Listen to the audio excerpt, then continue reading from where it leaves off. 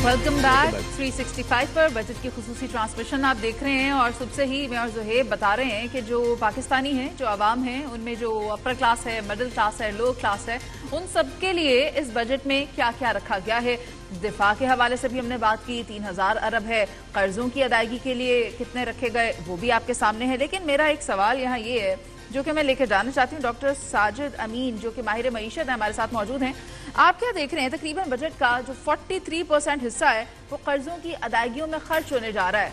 तो आपको लगता है कि इस तरीके से हम अगर ये दावे करें कि हम मईशत की बेहतरी के लिए काम कर रहे हैं, पॉलिसीज बना रहे हैं, इनिशिएटिव्स ले रहे हैं, तो जब पैसे ही आप कर्जों की अदायगी में दे देंगे तो फिर जो मईशत के दावे आप कर रहे हैं बेहतरी के, वो किस तरह से आप एग्जीक्यूट करेंगे? आपकी क्या राय है?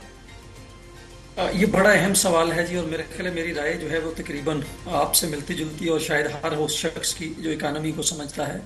कि इस वक्त जो सूद की पेमेंट है कर्जों के ऊपर, वो पाकिस्तान का सबसे बड़ा जो खर्च की मद है वो सबसे बड़ी है। इस वक्त पे अगर हम देखें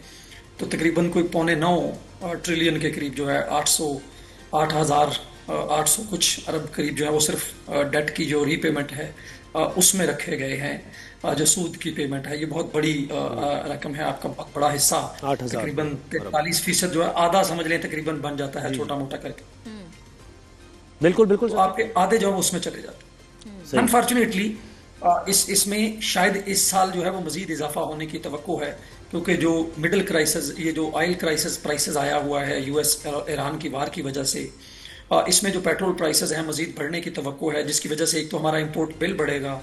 हमारा जो ट्रेड डेफिसिट है वो भी हाई रहने की तवक्को है। गवर्नमेंट ने शायद को $37 बिलियन का टारगेट रखा है ट्रेड डेफिसिट का, बट मुझे लगता है कि वो 40-42 बिलियन के डॉलर की रेंज में कहीं रहेगा, क्योंकि हमारी जो एक्सपोर्ट्स हैं इस साल कम हुई हैं। तो ऐसा कुछ बहुत बड़ा नजर नहीं आता कि वो अगले साल को बहुत ज्यादा बढ़ जाएंगी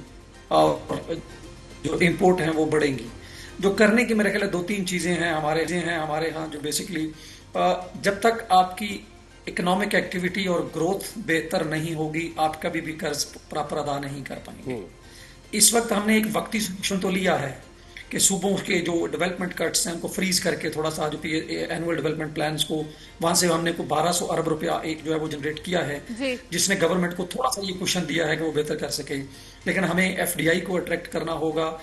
पिछले साल वो कम हुई है, हमारे साथ वो हमें बढ़ाना होगी जी। वो पिछले एक साल में वो 2 अरब से 1.4 अरब पे आ गई है, जो कि पाकिस्तान जैसे 25 करोड़ के मुल्क के लिए एक बहुत ही परेशानी की बात है कि सिर्फ $1.4 बिलियन हम फॉरेन डायरेक्ट इन्वेस्टमेंट जो है वो